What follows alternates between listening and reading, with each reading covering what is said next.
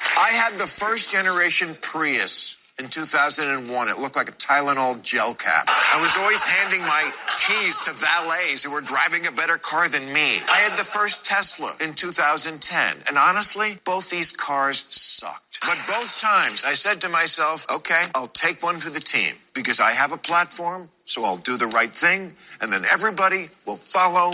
Nobody followed. In 2021, 80% of new vehicles weren't electric, weren't even hybrid. They weren't even cars. They were SUVs and trucks. That's what people want. In 1973, the share of global electricity generated by coal was 38%. You know what it was 46 years later in 2019, after all the talk and all the trying? 37%. You know what percentage of plastic gets recycled? 5%. Those blue bins that are everywhere, they're not full of bottles, they're full of shit. Good morning. It is Tuesday, April the 18th, and this is The True Conservative. Welcome to all the butchers, bakers, and candlestick makers out there. I'm Ron, your host, and the only true conservative in the United States today. So today, after the Serenity Prayer and the Star Spangled Banner, we will have no free lunch, AI regulation, Stuart Varney, Velshi, Allstate, some guy named Scott, Care First, the rape of the mind, the collapse of parenting, common sense, and Donald Trump. All that and more when I come back.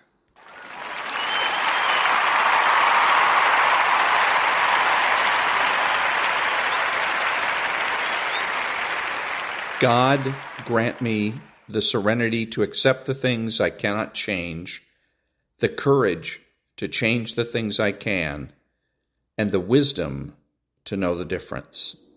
Amen. Ladies and gentlemen, please remain standing and remove your hats for the national anthem of the United States of America.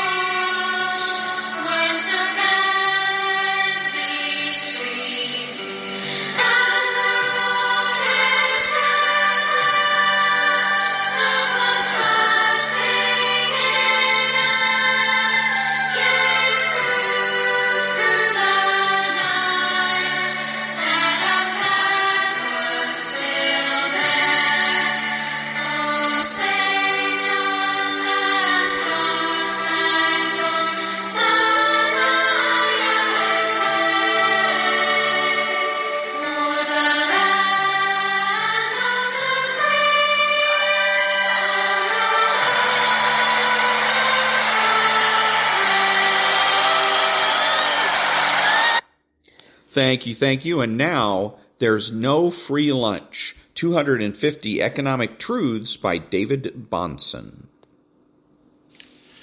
Everyone carries a part of society on his shoulders. No one is relieved of his share of responsibility by others. And no one can find a safe way out for himself if society is sweeping toward destruction. Therefore, everyone in his own interests must thrust himself vigorously into the intellectual battle. None can stand aside with unconcern. The interest of everyone hangs on the result. Whether he chooses or not, every man is drawn into the great historical struggle, the decisive battle into which our epoch has plunged us.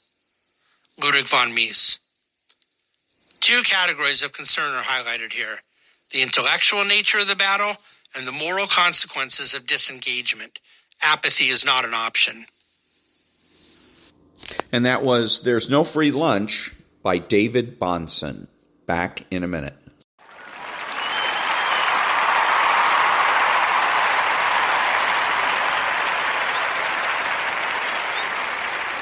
Thank you. So listening to Stuart Varney, we got AI is on the horizon here, and everybody's buzzing about AI, and AI may be regulated, etc. Get to the regulation part of that as something separate. My question is, what is AI?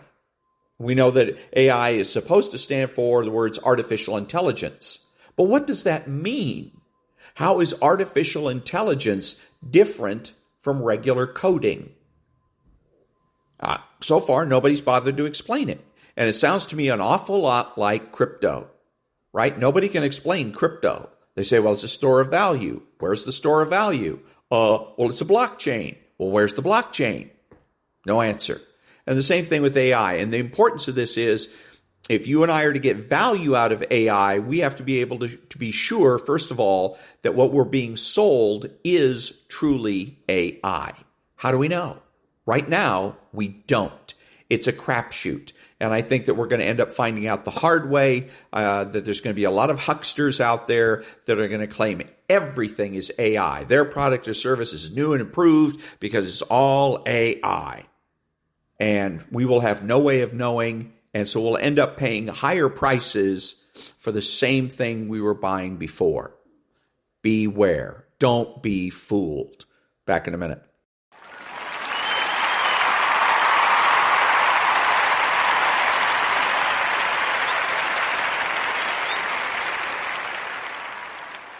Good morning, and thank you very much. And AI regulation. There's talk on the Capitol Hill about regulating AI. There's somebody else in Michigan that was talking about regulating AI so everybody can know that, I don't know, whatever the point is that the government can't regulate what it's supposed to regulate now. What makes us think they're going to be able to regulate AI, that they're going to be willing and able to regulate AI? They can't regulate the utility industries. They can't regulate the gas industries. Hell, they can't even regulate the rich. Every time you turn around, the rich have to pay their fair share. Well, wait a minute. I thought that we settled that a few years ago when you raised taxes on the rich the last time. Apparently not. Apparently either they didn't raise the taxes at all, or they didn't do it enough. Why didn't you do it enough last time? Why do we have to go through this again? So, again, the regulators don't regulate. They operate with impunity. They pass their little regulations, enforce those regulations, and then if things blow up in their face, they just walk away jaunty jolly, operating with impunity. That's un-American and undemocratic. What needs to happen, and what I've called for before, is regulating the regulators via lawsuits, open regulation, regulatory bodies, the EPA, etc., up to being sued and criminal liability. What happened in there's a place in California where the whole town basically burned up. A forest fire started because apparently of a high tension wire, electrical wire, in a windstorm, and it set off sparks that set off the trees, and the whole town basically burned up. It was awful.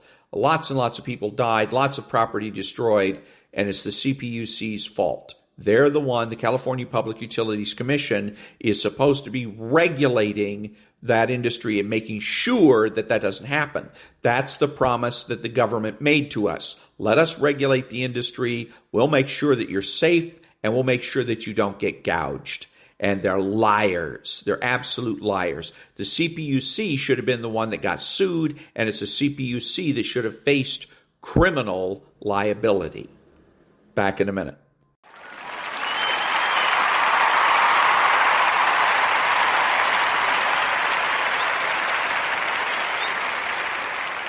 Thank you. And now, Donald Trump, 3 minutes, where he is going to talk about his plan to end homelessness.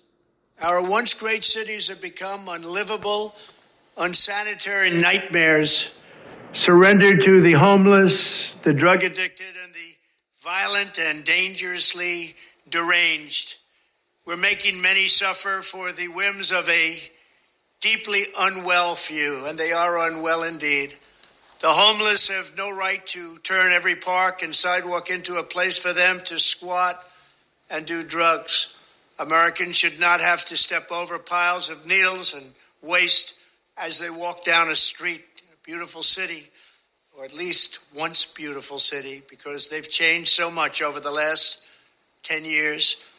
Our first consideration should be the rights and safety of the hardworking, law-abiding citizens who make our society function. When I'm back in the White House, we will use every tool, lever, and authority to get the homeless off our streets. We want to take care of them, but they have to be off our streets.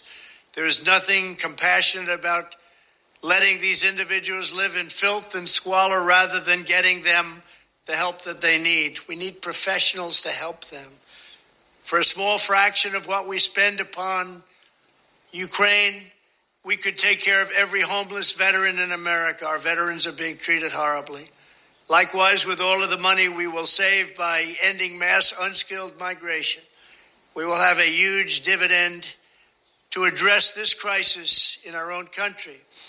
Under my strategy, working with states, we will ban urban camping wherever possible. Violators of these bans will be arrested, but they will be given the option to accept treatment and services if they're willing to be rehabilitated. Many of them don't want that, but we'll give them the option.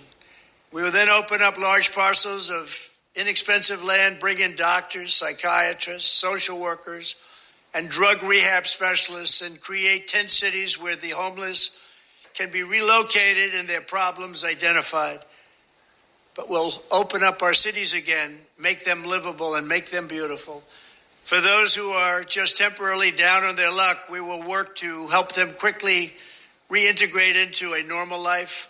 For those who have addictions, substance abuse, and common mental health problems, we will get them into treatment. And for those who are severely mentally ill and deeply disturbed, we will bring them back to mental institutions where they belong, with the goal of reintegrating them back into society once they are well enough to manage. It's a tough task, a very tough task, what's taken place on the streets, what's taken place with their taking so much drugs. But the fact is, we're going to try.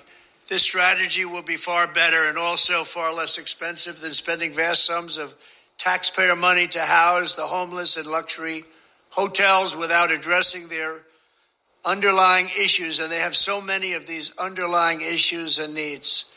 This is how I will end the scourge of homelessness and make our cities clean and safe and beautiful once again. We will do it. We will bring back America. Thank you. And that was Donald Trump and his plan to end homelessness in the United States. Back in a minute.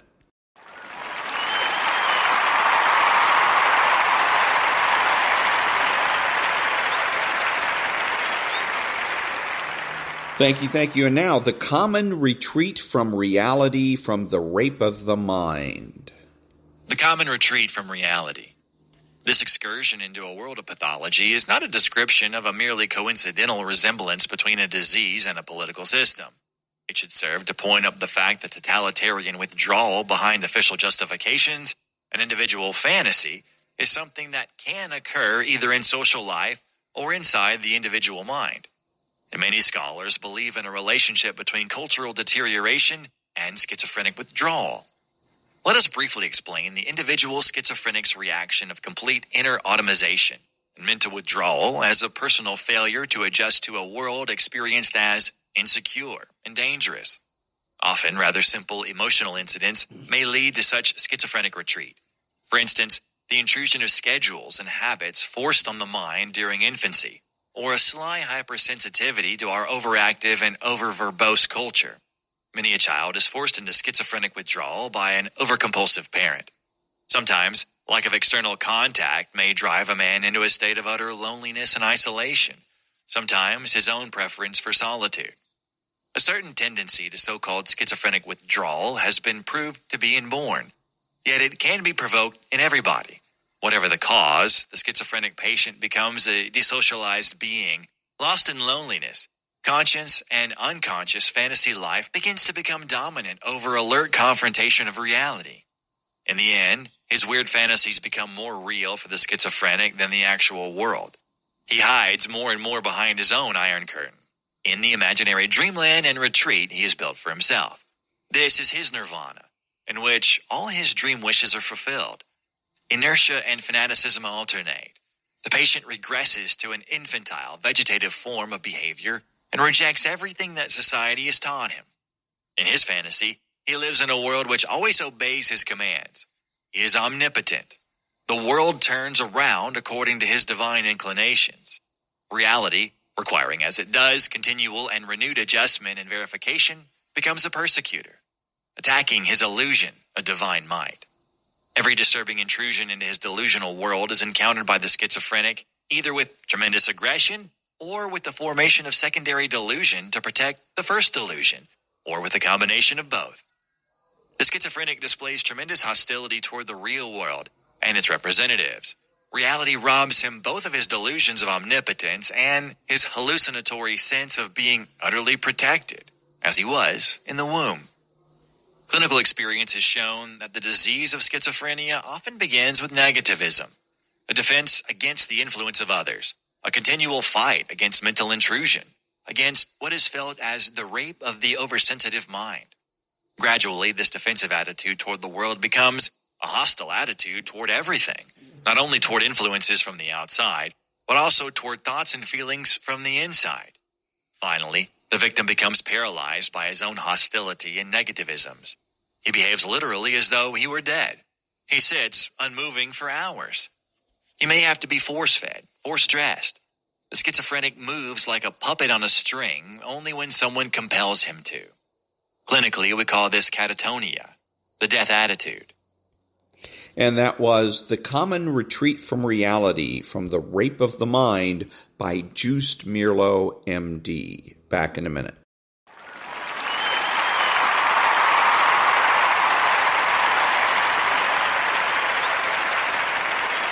Thank you. And now, some of Chapter 2 of The Collapse of Parenting by Leonard Sachs, M.D., Ph.D. And Robert Fulghum wrote a short book titled All I Really Need to Know I Learned in Kindergarten, which sold more than 15 million copies. Here's an excerpt. Share everything. Play fair. Don't hit people. Put things back where you found them. Clean up your own mess. Don't take things that aren't yours. Say you're sorry when you hurt somebody. Wash your hands before you eat. Flush. Live a balanced life. Learn some and think some and draw and paint and sing and dance and play and work every day some. When you go out into the world, watch out for traffic, hold hands, and stick together. You might think that these rules are universal and or innate, but they are neither. The son of a samurai raised in Japan circa 1700 would not have been taught, don't hit anyone, nor would he have been taught, say you're sorry when you hurt somebody. Let's contrast Fulghum's book above with some lines from Hagakure, the Book of the Samurai, written by Yamamoto Tsunetomo in the early 1700s. The arts bring ruin to the body. In all cases, the person who practices an art is an artist, not a samurai, and one should have the intention of being called a samurai. Common sense will not accomplish great things. All of man's work is a bloody business. The way of avoiding shame is simply in death. When there is a choice of either dying or not dying, it is better to die. The way of the samurai is found in death. A real man does not think of victory or defeat. He plunges recklessly towards an irrational death. If you are slain in battle, you should be resolved to having your corpse facing the enemy. The best way of bringing up the child of a samurai? From the time of infancy, one should encourage bravery. Each culture constructs its rules of right behavior differently. I'm not saying our way is right and the Japanese samurai was wrong. And that was a little bit of Chapter 2, The Collapse of Parenting, and I wanted to stop it right there because he's making some mistakes here. Number one mistake he's making is at the end, he says, I'm not here to say that Bishop Fulton Sheen's way is right and the samurai way is wrong. Of course you are. There is no other way to look at it. The samurai way is the way of death. It is a death culture. No human being values death. Okay? One of the universal values of human beings is life. Life, intelligence, morality, i.e. honesty, and beauty. Those are the four top values. Okay, and you notice that a child, because if you let a child go to a certain degree, then you're going to have the child may grow up again, be an artist or whatever, but they're going to value life. And that's what's expressed in Bishop Fulton Sheen's saying that everything I need to know I learned in kindergarten. Hold hands. Look both ways before you cross the street. Those are life-affirming. Life as a value. You also get a glimpse of the samurai. The way of the samurai was a malevolent universe premise philosophy or philosophical theory. And we know that because in the book it says, the way of man is a bloody affair. Wrong. It isn't. But the samurai assumes that the universe is stacked against you, that failure is to be expected. And the only thing you can get out of life is an honorable death. Okay, very, very negative. There's no other way to describe it. Bishop Fulton Sheen's way is the correct way, the right way, because the universe smiles on us. The universe is benevolent. Success is expected. Not guaranteed, but it's expected. Okay, so we expect to succeed, and so that's part of our attitude in terms of being life-affirming and having cultures that are life-affirming. Another way of putting this, by the way, is barbarism versus civility. Bishop Fulton Sheen's way is civilized. The samurai way was barbarous. And we don't want to be barbarous for the reasons I've already outlined. So I wanted to make sure that I got those in. And again, shame on Mr. Sachs for not seeing this and not having the courage, because that's the reason he didn't want to bother to say, is because he's afraid that somebody's going to intimidate him if he comes out and says, our way is better. He's afraid that somebody's going to try and bully and intimidate him into changing his mind, or bully and intimidate him into silence. Okay? And he doesn't have to.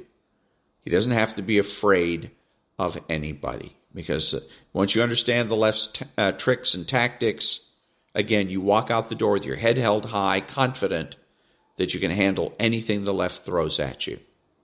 Back in a minute.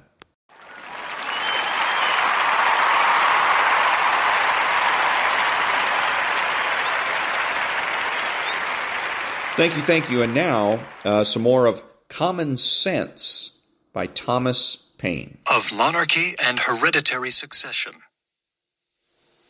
Mankind being originally equals in the order of creation, the equality could only be destroyed by some subsequent circumstance. The distinctions of rich and poor may in a great measure be accounted for, and that without having recourse to the harsh, ill-sounding names of oppression and avarice. Oppression is often the consequence, but seldom or never the means of riches. And though avarice will preserve a man from being necessititiously poor, it generally makes him too timorous to be wealthy.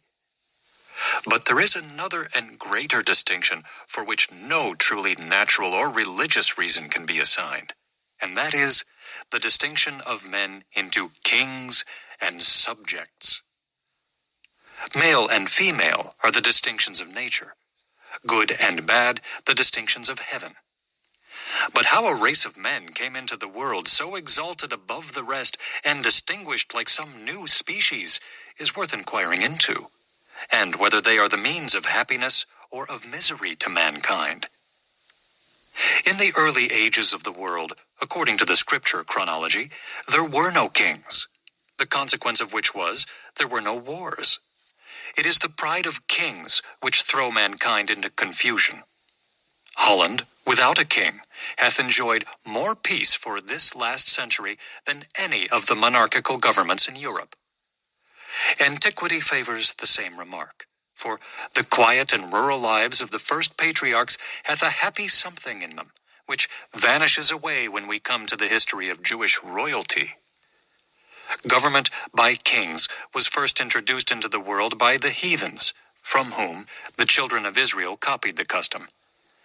It was the most prosperous invention the devil ever set on foot for the promotion of idolatry. The heathens paid divine honors to their deceased kings, and the Christian world hath improved on the plan by doing the same to their living ones. How impious is the title of sacred majesty applied to a worm who, in the midst of his splendor, is crumbling into dust. As the exalting one man so greatly above the rest cannot be justified on the equal rights of nature, so neither can it be defended on the authority of Scripture. For the will of the Almighty, as declared by Gideon and the prophet Samuel, expressly disapproves of government by kings. All anti-monarchical parts of Scripture have been very smoothly glossed over in monarchical governments, but they undoubtedly merit the attention of countries which have their governments yet to form. Render unto Caesar the things which are Caesar's, is the Scripture doctrine of courts, yet it is no support of monarchical government, for the Jews at that time were without a king, and in a state of vassalage to the Romans. Near 3,000 years passed away from the Mosaic account of the creation, till the Jews, under a national delusion, requested a king. Till then, their form of government, except in extraordinary cases where the Almighty interposed, was a kind of republic, administered by a judge and the elders of the tribes. Kings they had none, and it was held sinful to acknowledge any being under that title but the Lord of hosts. And when a man seriously reflects on the idolatrous homage which is paid to the persons of kings, he need not wonder that the Almighty, ever jealous of his honor, should disapprove of a form of government which so impiously invades the prerogative of heaven. Monarchy is ranked in Scripture as one of the sins of the Jews, for which a curse and reserve is denounced against them. The history of that transaction is worth attending to. The children of Israel being oppressed by the Midianites, Gideon marched against them with a small army, and victory, through the divine interposition, decided in his favor. The Jews, elate with success, and attributing it to the generalship of Gideon, proposed making him a king, saying, "Rule thou over us, thou and thy son and thy son's son." Here was temptation in its fullest extent. Not a kingdom only, but an hereditary one. But Gideon, in the piety of his soul, replied, "I will not rule over you, neither shall my son rule over you. The Lord shall rule over you." Words not be more explicit. Gideon doth not decline the honor, but denieth their right to give it. Neither doth he compliment them with invented declarations of his thanks, but in the positive style of a prophet, charges them with disaffection to their proper sovereign, the King of Heaven. About 130 years after this, they fell again into the same error. The hankering which the Jews had for the idolatrous customs of the heathens is something exceedingly unaccountable. But so it was that, laying hold of the misconduct of Samuel's 2 sons, who were entrusted with some secular concerns, they came in an abrupt and clamorous manner to Samuel, saying, "Behold, thou art old, and thy sons walk not in thy ways. Now make us a king to judge us like all the other nations." And here we cannot but observe that their motives were bad, viz., that they might be like unto other nations, that is, the heathens, whereas their true glory laid in being as much unlike them as possible. But the thing displeased Samuel when they said, "Give us a king to judge us." And Samuel prayed unto the Lord, and the Lord said unto Samuel, "Hearken unto the voice of the people in all that they say unto thee. For they have not rejected thee, but they have rejected me, that I should not reign over them." according to all the works which they have done since the day that I brought them up out of Egypt, even unto this day, wherewith they have forsaken me, and served other gods, so do they also unto thee. Now, therefore, hearken unto their voice. Howbeit, protest solemnly unto them, and show them the manner of the king that shall reign over them. That is, not of any particular king, but the general manner of the kings of the earth, whom Israel was so eagerly copying after, and, notwithstanding the great distance of time and difference of manners, the character is still in fashion. And Samuel told all the words of the Lord unto the people that asked of him a king. And he said, This shall be the manner of the king that shall reign over you. He will take your sons and appoint them for himself, for his chariots, and to be his horsemen, and some shall run before his chariots. This description agrees with the present mode of impressing men. And he will appoint him captains over thousands, and captains over 50s, and will set them to ear his ground, and to reap his harvest, and to make his instruments of war, and instruments of his chariots. And he will take your daughters to be confectionaries, and to be cooks, and to be bakers. This describes the expense and luxury, as well as the oppression of kings. And he will take your fields and your olive yards, even the best of them, and give them to his servants. And he will take the 10th of your seed and of your vineyards, and give them to his officers and to his servants. By which we see that bribery, corruption, and favoritism are the standing vices of kings. And that was part of Chapter 2 of Monarchy and Hereditary Succession from Thomas Paine in Common Sense. Back in a minute.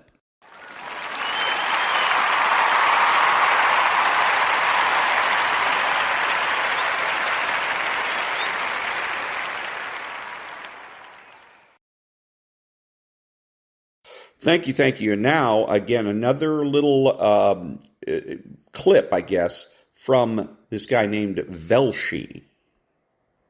I stand here where a democracy is fighting for its right to exist. But there are no borders to this battle. When democracy is under attack, as journalists, it's our duty to shine a light on what's happening.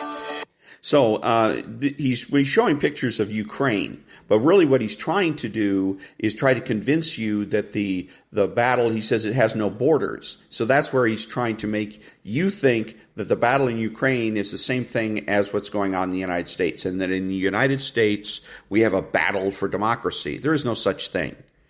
He's full of it. And if you doubt that, go out and about. Get out of your house, get out of your apartment, go walk around. Go to the grocery store. Do people seem like they're about ready to start fighting with one another? Is everybody armed? Are we broken down into different fiefdoms and armed camps? No. People go about their business as they normally do. All this is just hyperbole and hype, particularly on the left, who never misses an opportunity to try to create friction. Back in a minute.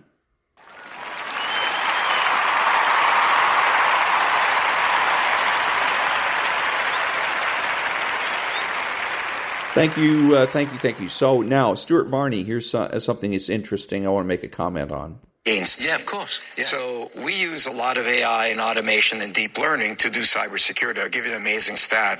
86% of all the threats that come in for our customers, we now completely automate. So anyway, so he says we're in the AI and deep learning, but he doesn't define it, right? Nobody's defined it. So how does he know he's doing AI? Did he create the system himself? I doubt it. He probably bought it from somebody or some company, right? Had them install it, right? How does he know he actually got AI? How does he know? He doesn't. See, this is the problem. You don't define your terms, then people will use those terms any which way they want to, and they will con you into doing anything they want. Don't be fooled.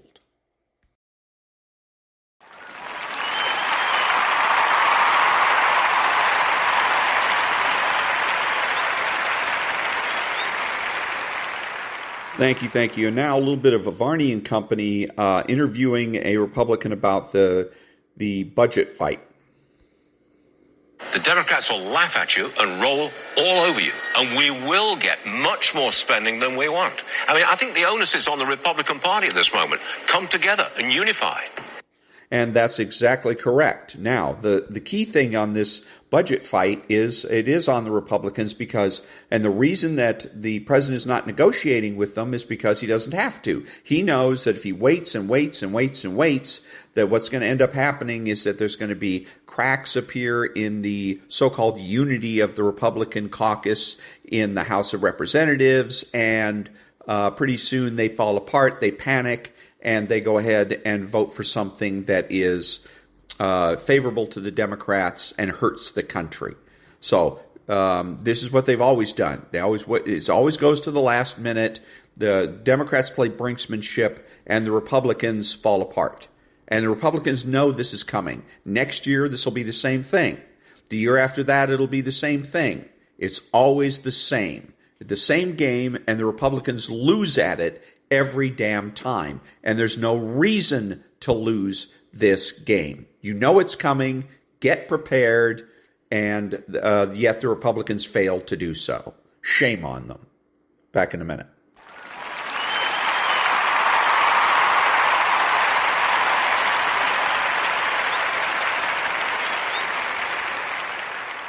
Thank you. And so I'm watching Varney, and there's a guy that he brings on, I guess right around 7 o'clock Pacific time every day, and his name is Scott something or other, and he's basically dressed like a clown, right? So he's wearing a jacket that has it's a pattern on the jacket. It's black and white, but it's like a cow pattern. And then he's wearing some kind of a teal shirt with pink in it, and then he's wearing some kind of a garish bow tie, white glasses. He's balding. He's probably got, it looks like his hair is jet black, so I'm assuming that he puts dye in it, and that his tan is probably out of a can.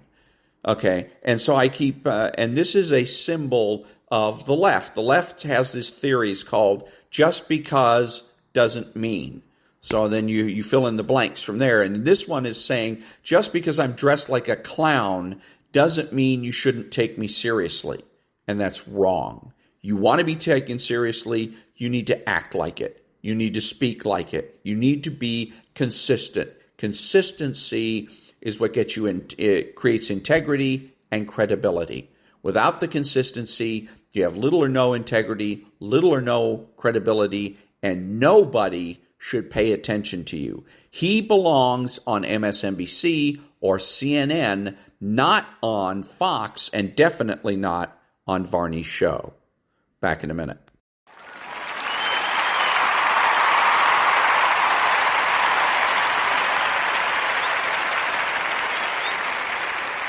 Thank you. Now, one of the biggest, or the best, I should say, indicators of where our culture stands is commercials. So I want to play a quick commercial for you and then some commentary.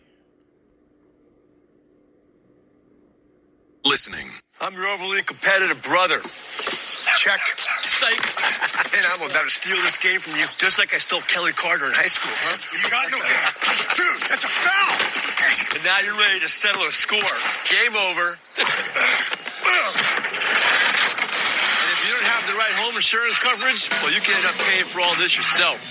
So get Allstate and be better protected from mayhem. Yeah, like me. Thanks, bro. Take a lap, rookie. Real mature. And there you go. So this is to demonstrate to you the level of discourse in our country. Everybody on the right thinks that we're all at Harvard Law School, and we're all doing moot court, and we're going to get into the facts, and we're going to use logic, and we're going to build our case, or we're in debate club or something. Bullshit. No, we're not. We're not there. We're in junior high school, like these two on their the basketball court in the driveway basketball court. Two hyper-competitive guys poking fun at one another. Who won, by the way? Who won that little exchange? The one that said, take a lap, rookie. because the other guy real mature. That's what the losers always say. That's what your parents always told you to say. Or sticks and stones may break my bones, but names will never hurt me. It's about who gets in the last word. Okay, that's what our debate is all about today. So when you hear these folks on Republican talk radio that say, the facts, it's all about the facts, nothing but the facts here. Nobody gives a rat's ass about their facts. Nobody. Not the right, not the left, not the center. Nobody gives a damn about the facts. What we're really interested in is learning how to get in the last word, how to shut our opponent up. And that's what this show is about. I give you tools and techniques for shutting up your opponents. But again, you want to get a good idea of where our culture stands, you can get some good glimpses by watching television commercials. Back in a minute.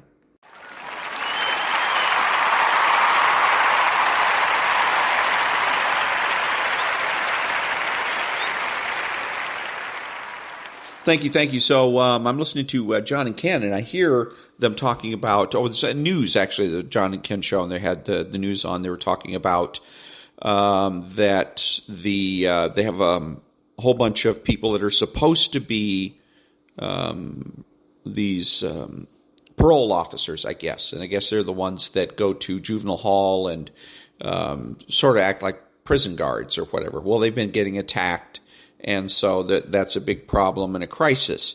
And now what's happening is that the mayor of Los Angeles, Karen Bass, is saying that she wants to create they want to shut down all the old systems, prisons or whatever they are, juvenile facilities, shut them down and replace them with Care First centers. Care First. So that's a slogan. Okay, the left loves its slogans. They love to sloganeer. But it's also framing. It's a framing the argument.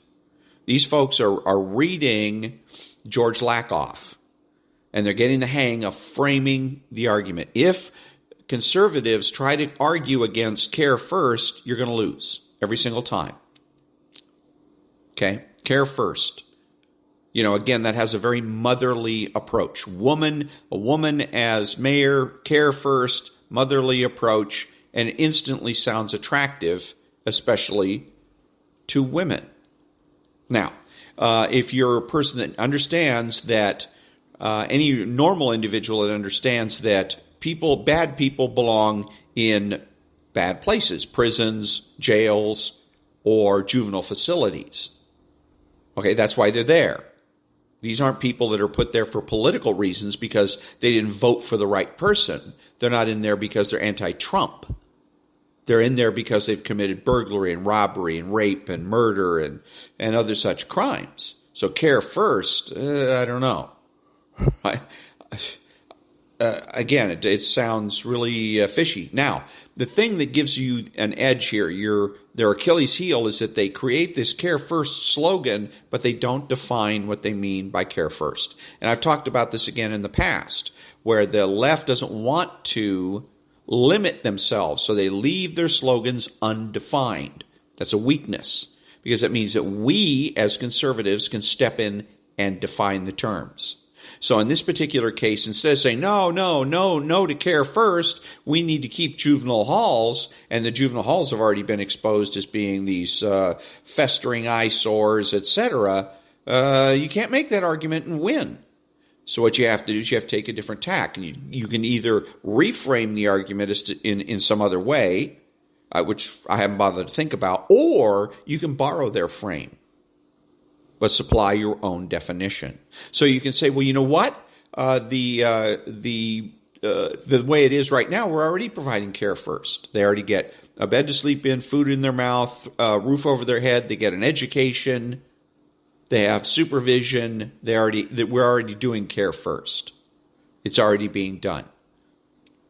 Because basically the left, all they do is they recycle old ideas, give them a new name to make it sound like it's something new, and it isn't.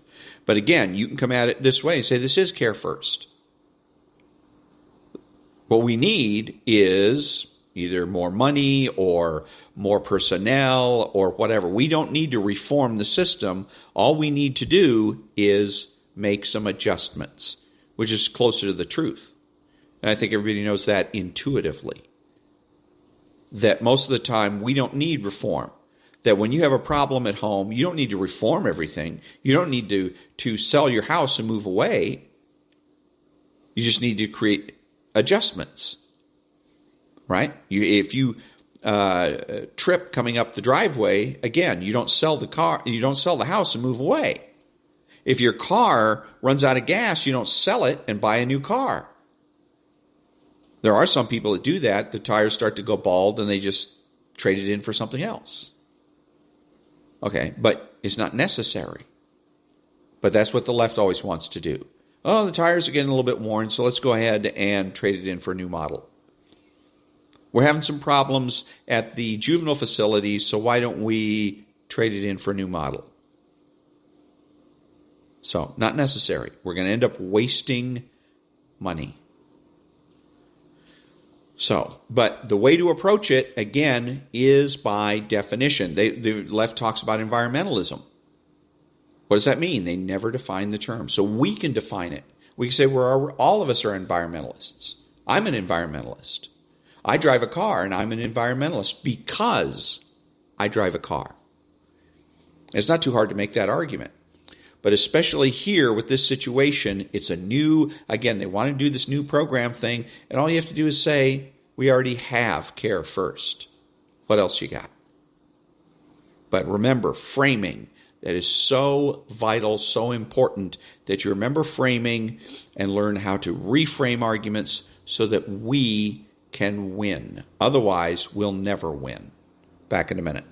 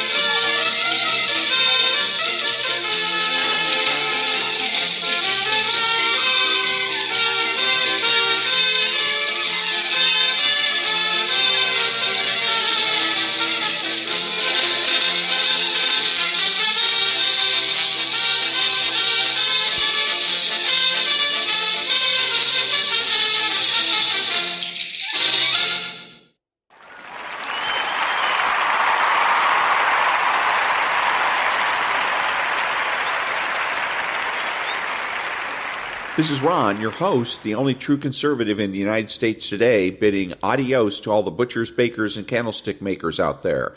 So I'm reminding you that the left has no authority, no power, and they can't win.